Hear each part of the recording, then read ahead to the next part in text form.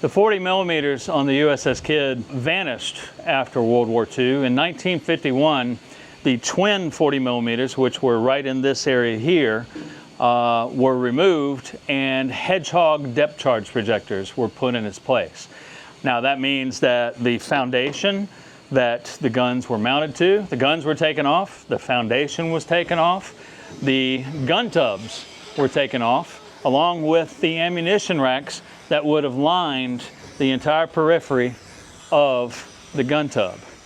Not only that, but up above us on the bridge wing, the gun director, which is not there right now, it's back in the Kidd Cave being rehabbed. The gun directors for both of these twin 40 millimeter guns on the front end of the ship also disappeared. Everything related to them, including, as we found out with this dry docking, the blueprints for all of that stuff, for the foundations, for the gun tubs, everything. So those are gone by 51. And the Hedgehog depth charge projectors were a more refined system over what we had in World War II with our K guns. Made maintaining contact, sonar contact with a submarine much easier, because the old style depth charges would detonate no matter what based on the hydrostatic pressure that they had been set for, whereas the Hedgehog rocket propelled depth charges were contact explosives. So if they didn't hit anything, they just settled to the bottom, and you never lost contact with the sonar, with the sub.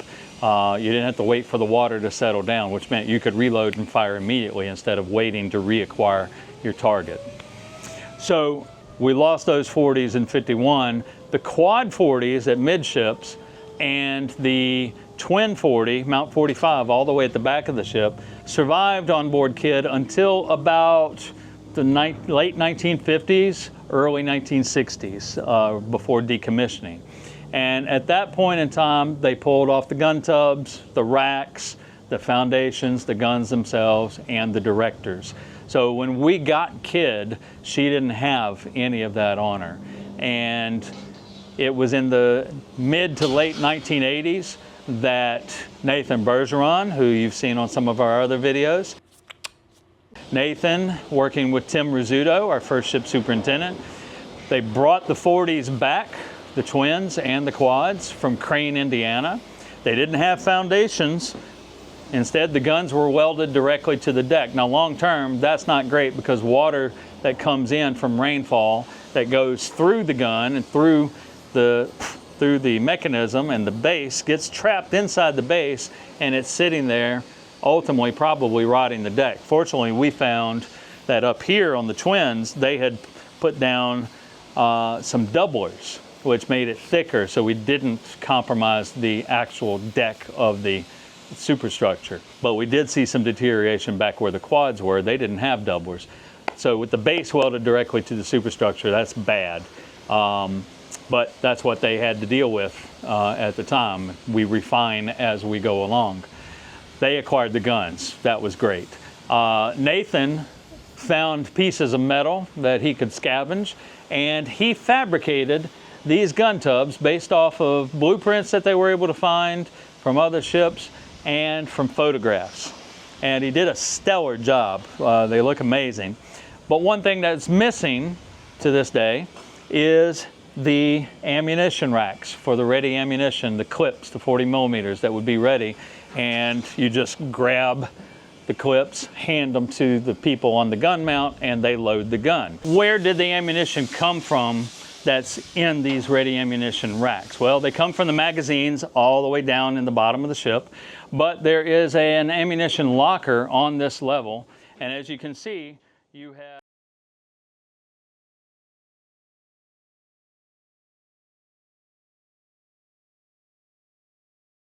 for this dry docking, we worked with Battleship Texas, and we worked with the USS Hazard in Omaha to get the blueprints for the foundation rings that we now will bolt the gun to the foundation.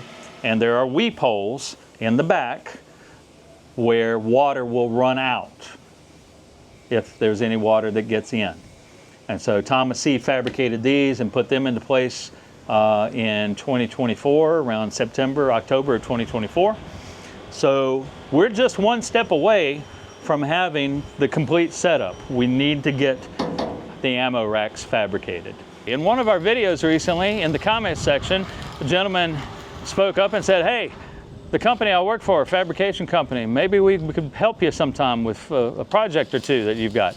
And so I called him on it and I said, email us at tnesmith@usskidd.com. And lo and behold, he did. And they're here with us today. Let's meet them. Hi guys, introduce yourself. How's it going, Tim? Scott Kaysen. Nice to meet you, Scott. Case bound. Case, good to see you in person. River Kazire. River Kazire, nice to meet you. That's an interesting last name. We'll talk about that off camera. So you guys are a fabrication company. What's the name of the company? Black Sheep Fabrications. Located in? Stuttgart, Arkansas. So you guys are a long way from home. About 7.5 hours. Wow, wow. Once in a lifetime opportunity. Just to to come come take see it. you. Hey, we're excited about that. The project that we pitched, and we pitched a couple of different projects. One of them was The prophylactic site. prophylactic station, and they waved off on that, so we understand why. But they're looking at potentially helping us get the ammunition racks, the ready ammunition racks, put back onto kids' 40mm gun tubs. And we've got 5 gun tubs. One of them is way up high, straight ladders. The general public will never get to it for safety reasons, so we're not worried about that one. But they're looking at the other 4, 2 twins and 2 quads, to see if we can get that put back on KIDD. And let's get to it. Cool. Well, one issue we run into the field with this wall in particular is that this is not a true radius. Okay. So it's not consistent where we can say, hey, it's just a running sweep. This is an irregular arc. So the way we would go about measuring something like this in the field accurately, and this is where you should pay attention in math class, is if you can see this little white line we have right here, this is a reference point for us that we're going to use like the X and Y grids you had in algebra, where you'd have Y and X this direction. And so then what we did is we took each of your panels on this gun tub here, and if you can look real low, we have more of these same ticks all the way around where we could separate this. And then we got arced measurements off of our 0 point, our line on the ground here. And so then what that's these here. That's these here. You can see right here at this intersect is our nice white line on the ground. And then we took our measurements to all of our equalized points throughout the panels. And then what we'll do is we'll take this info into an AutoCAD software, and I'll map these radiuses out on each point and find the intersecting lines, and then I'll hand draw the arc on the computer off of these measurements once we get everything intersecting and laid out. It seems complicated, But it's simple algebra. it's really simple. I remember doing this in the pre-dawn of history when I was in school. On stone and chisels. Stone and chisels, exactly. But math can be boring, but it can be very useful if you pay attention and know how to apply it in this instance here. It could have been a real headache if it's not a perfect circle. Perfect circles are super nice and easy, but when you get into irregularities, you got to know how math works. So, And as a teacher, I love this. I hate math, but I love this. The fact that something you learn in high school actually is applicable in the real world. 100%. That's awesome. Thank you for explaining that for No us. problem. Stay in school, kids. Stay in school. What kind of equipment do y'all use to see this? We're probably going to look into getting we've got a mobile welding rig we usually use for most things, but given that this is kind of out of the way of a welding trailer, we'll probably have to get either a borrowed welder or get ours picked onto the deck. These parts here will nest again with AutoCAD on the computer, and then we will load them onto our plasma table and CNC cut them, machine cut them to fit off of these measurements, and that way we can take out any human error in layout, cut.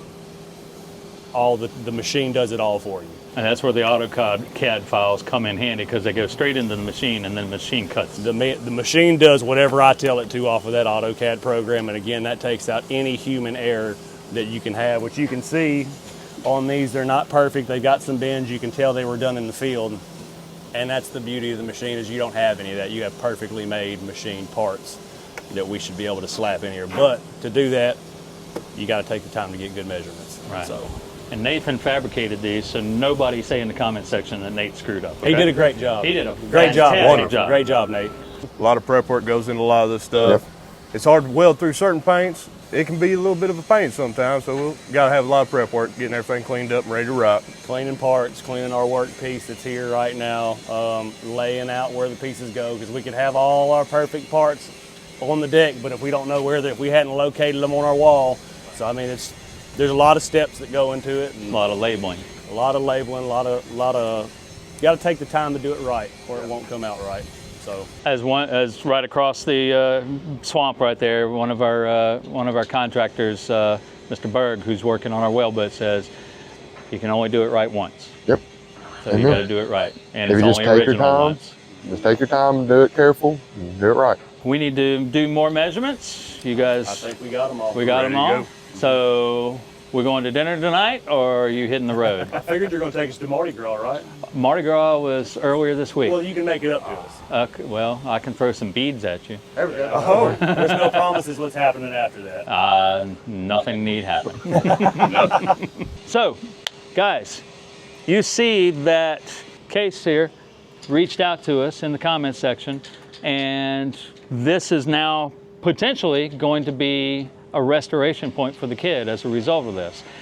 One thing that you can do is keep this in mind. If you have a company that you work for, you own a company, and you think you might be able to help the kid or any other historic ship out there, or military museum, art museum, whatever type of museum it is, reach out, because a lot of us, almost all of us, are nonprofit, and it helps to have somebody friendly and willing to support the mission. It doesn't mean you have to do it for free. It's nice if you can, but if you can do it at cost or at a reduction of the price, discounted price, something like that, that's beneficial to somebody who really works off of donations.